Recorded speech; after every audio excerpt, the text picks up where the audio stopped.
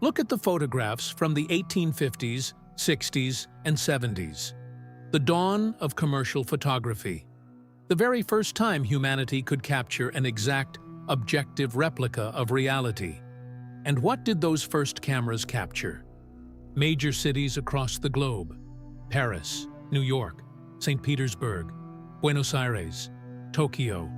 Massive, immaculate neoclassical palaces, sprawling stone avenues, intricately carved facades stretching for miles, cities built for giants. And yet, in photograph after photograph, these monumental capitals share one terrifying characteristic. They are completely devoid of people. Ghost towns of marble and granite, a smattering of men in top hats standing on dirt roads, dwarfed by columns that rival the temples of antiquity.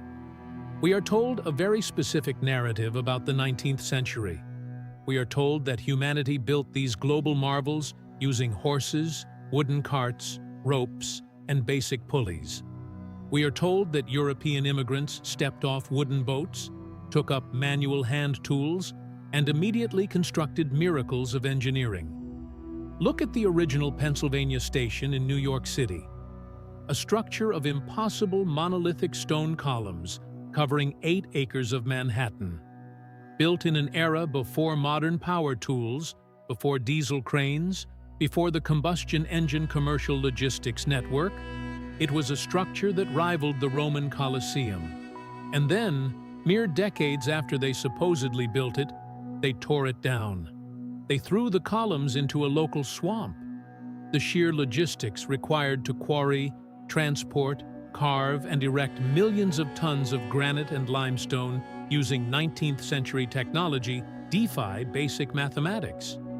To build a city like St. Petersburg in the time frame given by official history, workers would have had to lay a massive carved stone block every few minutes, 24 hours a day, non-stop, for decades, in the freezing Russian winter, without electricity. It is an infrastructural impossibility.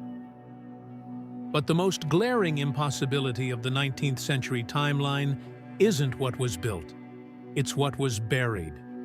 Look underneath the streets of the old world, from the Capitol building in Washington, D.C., to the Polytechnic Museum in Moscow, to the boulevards of Paris.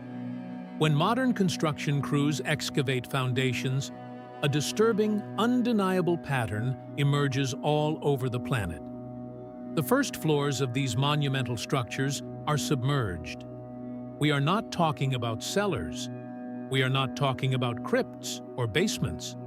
We are talking about full-sized, architecturally perfect ground floors, with massive arched windows, ornate iron doorways, and structural entrance pillars facing solid dirt, 10 to 15 feet below the modern street level. Official history offers lazy explanations for this global anomaly. They claim these buildings naturally sank into the earth over time due to the weight of the stone. Or they claim that city planners intentionally raised the entire street level of massive metropolitan areas to install rudimentary sewage systems in the 1800s. Look closer at the physical masonry. You don't build intricate carved stone archways just to bury them in mud. You don't install solid iron doors with working hinges that open directly into bedrock. Buildings do not sink perfectly straight down, uniformly, without cracking their facades or shattering their structural integrity. Something cataclysmic happened. A massive global liquefaction event. A catastrophic mud flood that swept across the continents sometime in the relatively recent past, carrying millions of tons of silt, clay, and soil, burying the lower levels of a pre-existing global infrastructure. The people in the photographs from the 1850s with their horse-drawn dirt wagons? They didn't build these cities. They inherited them. They dug them out of the mud. And then they claimed them as their own. They put their names on the plaques. They called it the Industrial Revolution. And they reset the timeline. If you look at the architectural footprint of this erased civilization, you realize it wasn't a collection of disparate, isolated cultures. It was a single, unified global empire. From the government buildings of Argentina to the oldest post offices of Australia, from Japan to North America to Eastern Europe. Every major city worldwide shared the exact same anomalous architecture. The same neoclassical pillars, the same intricate domed roofs, the same massive arched doorways. But the true purpose of these buildings has been hidden in plain sight. Domes that generated no heat, spires that served no religious purpose, towering metallic antennas built decades before the invention of commercial radio. If you study the original, unredacted blueprints of these old-world structures, the domes are not hollow aesthetic choices. They are heavily coated in specific alloys: copper, gold, zinc. They are filled with geometric iron bracing. They act exactly like modern magnetrons. The spires and intricate metallic finials sitting on top of these buildings are fractals. They are precisely engineered antennas, designed to act as dielectric resonators. Their purpose was to pull static electricity, free energy, directly from the atmospheric ether. In the late 19th and early 20th century, early photographs show thin, ornate metal poles lining the streets of major cities. No wires connected them, just standalone poles. Historical footage shows city trams operating smoothly down the avenues, but if you pause the film, there are no overhead cables. The air itself was the grid. The buildings themselves were the power plants. It was an elegant, infinite, entirely wireless energy system. And then, in a coordinated global effort spanning just 2.5 decades, it was all dismantled. The resonant spires were officially designated as lightning rods. The copper and gold were stripped from the domes. The world was violently forced onto a centralized metered grid of coal, oil, and copper wire. An artificial scarcity was created. A technology of absolute abundance was purposefully erased from the human timeline, making a handful of industrialists the rulers of the New World. But hiding the architecture wasn't enough. To hide a civilization of this scale, you don't just rewrite the history books. You have to physically destroy the most concentrated hubs of their technology. Enter the so-called World's Fairs. Chicago, 1893. St. Louis, 1904. Paris, 1900. San Francisco, 1915. We are told these sprawling, impossible metropolises of white marble, gold, and massive artificial lakes were built as temporary exhibits to showcase human progress. Official records claim the 1893 Chicago Columbian Exposition was constructed in less than 2 years. Over 200 massive neoclassical palaces, some covering 1.5 million square feet. The official story claims they were built using staff, a temporary mixture of plaster and hemp. But plaster does not support 200-foot freestanding domes. Plaster does not hold the weight of tens of thousands of people on its balconies. Furthermore, these temporary fairgrounds were fully wired for dazzling electric lighting displays before the vast majority of the surrounding cities had a single working light bulb. They featured moving sidewalks, electric railways, and massive illuminated fountains. And then, what happened? As soon as the exhibitions ended, they were intentionally destroyed, burned to the ground in mysterious fires, dynamited, smashed to rubble and tossed into landfills.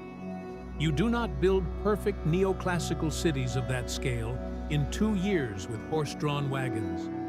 And you certainly don't blow them up 6 months later if you did.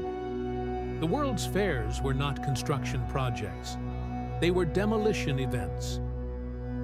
The organizers simply threw open the doors to the remaining unburied Old World cities for one summer, dressed them up as temporary exhibitions, charged admission, and then destroyed the evidence. The destruction of the World's Fairs eliminated the most prominent hubs of the Old World's power grid. But the infrastructure of this lost empire was planetary. It extended to a geometric network that modern history likes to call star forts.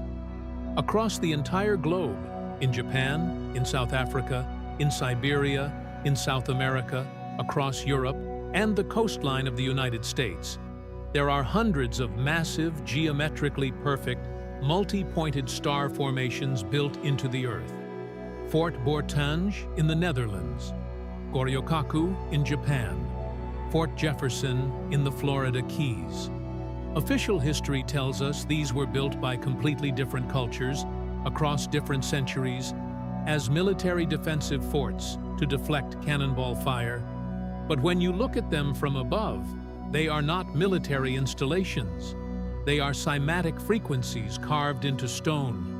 Their intricate overlapping geometric walls form perfect frequencies of sound vibration crystallized in solid geometry. Many of them are surrounded by deep water moats that act as conductive cooling systems. They are nodes, amplifiers in a global electromagnetic grid. The people who claim to have built them in the 16th and 17th centuries were merely squatting in the ruins of a much older, unified civilization. The powers that instituted the historical reset managed to dynamite the fares, bury the technology, and claim the standing architecture as their own. But you can't dynamite a whole continent. You can't erase a landmass the size of the United States and Mexico combined. Where did the absolute heart of this empire go? Look at the maps from the 16th century. Maps drawn centuries before the official discovery of the Antarctic continent by Russian explorers in 1820. The Orontius-Phineas map of 1531. The Urbano-Monti planisphere of 1587. The Peary Race map compiled in 1513 from much older source materials. These maps do not show an empty continent of ice at the bottom of the world. They show highly detailed coastlines. They show sprawling inland river networks. They show mountain ranges completely free of snow. And most terrifying of all, they denote settlements, cities. Modern academia casually dismisses these ancient maps as sailors' myths or lucky guesses. Mainstream historians claim the cartographers were just filling in the blank spaces with a hypothetical terra australis, an imaginary southern landmass they thought was needed to balance the weight of the northern hemisphere. They claim the intricate rivers and mountains were just artistic flourishes. But physics and modern data do not care about mainstream historical narratives. In 1958, the United States Air Force mapped the subglacial topography of Antarctica using advanced seismic sounding. They weren't mapping the top of the ice. They mapped the bedrock, the actual physical land beneath 2 miles of solid frozen water. When researchers compared the 1958 seismic profiles to the Orontius-Phineas map from 1531, the results were impossible to ignore. The coastlines matched. The river valleys matched exactly. The placement of the mountain ranges aligned perfectly with the subglacial continental divides. You cannot guess topography that has supposedly been buried under ice for 15 million years. You cannot draw the Queen Maud Land coastline by accident with a quill and ink. Whoever surveyed that land, whoever created the source maps that Peary Race and Phineas copied from, saw the continent before it froze. And if humans mapped it, the ice did not build up slowly over millions of years spanning geologic epochs. It happened fast, extremely fast. A sudden, violent pole shift, a catastrophic plasma discharge from the sun, or a weapon.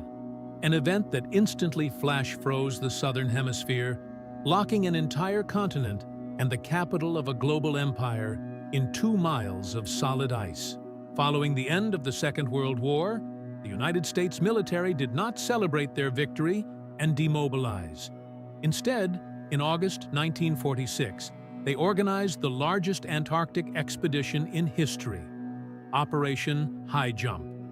Led by Admiral Richard E. Byrd, the U.S. Navy deployed 4,700 men, 13 ships, including a massive aircraft carrier, and 33 aircraft to the absolute bottom of the world.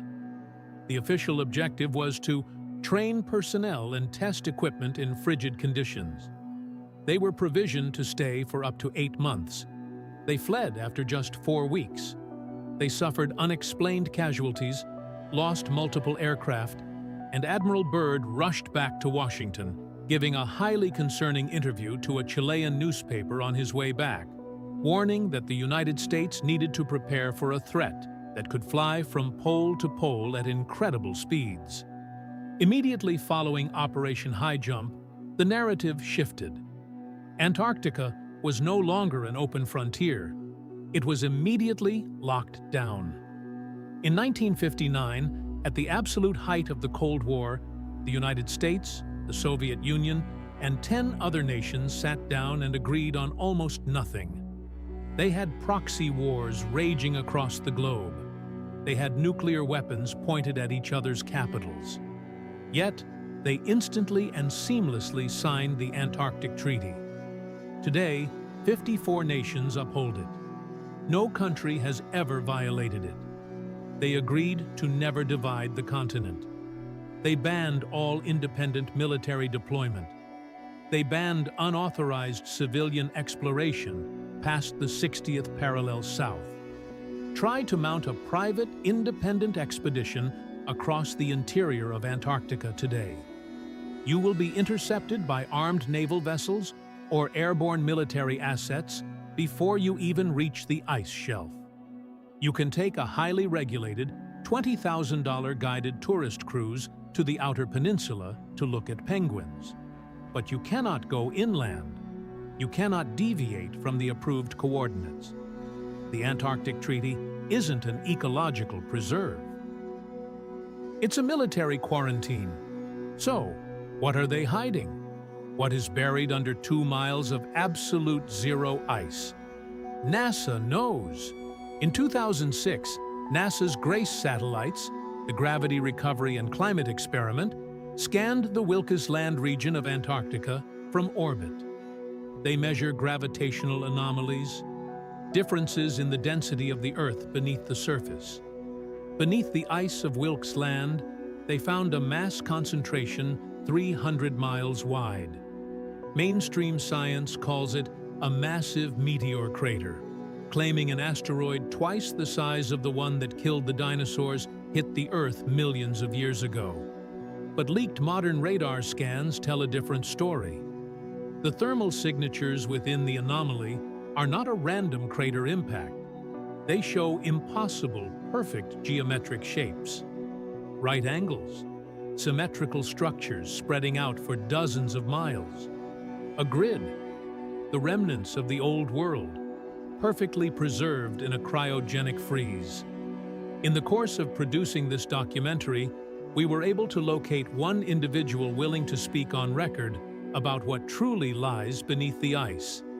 His name is Arthur Vance, a former cartographer, archivist, and restoration specialist for 15th century maritime maps. He spent decades in secure facilities, cross-referencing ancient globes and heavily redacted nautical charts with modern NASA subglacial radar data. For 30 years, he was bound by a non-disclosure agreement. In 2025, that NDA expired. What follows is his account. No dramatic reenactments, no speculation, unedited, unabridged, in his own words.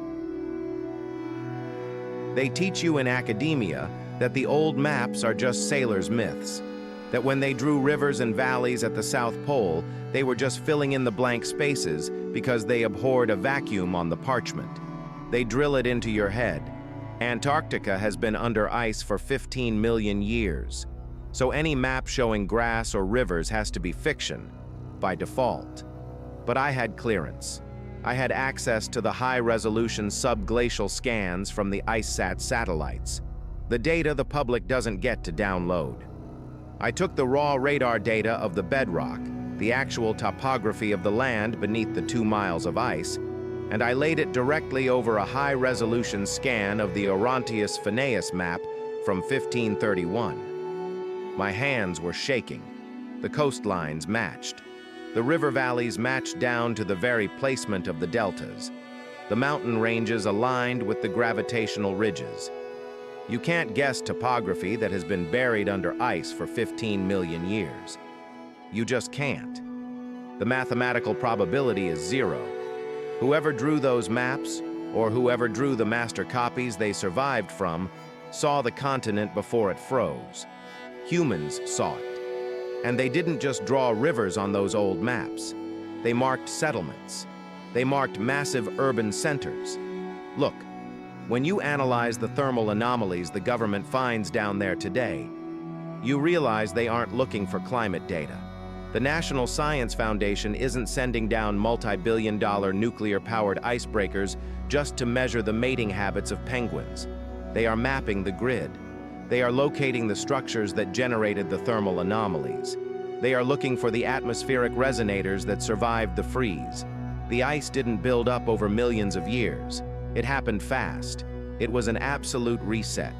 Whether it was a sudden, catastrophic pole shift or a massive plasma discharge that instantly flash froze the southern hemisphere, it happened while people were living there. While the empire was active, and everything that was there, the architecture, the technology, the people, it's all still there, perfectly preserved in a 2-mile-deep cryogenic time capsule. That's why nobody goes. It's the biggest crime scene in human history. The technological leap of the 20th century was not a series of rapid innovations. How did humanity go from riding horses for 3,000 years to splitting the atom, transmitting wireless video across oceans, and leaving the atmosphere, all in a single human lifetime? It wasn't a sudden explosion of human genius.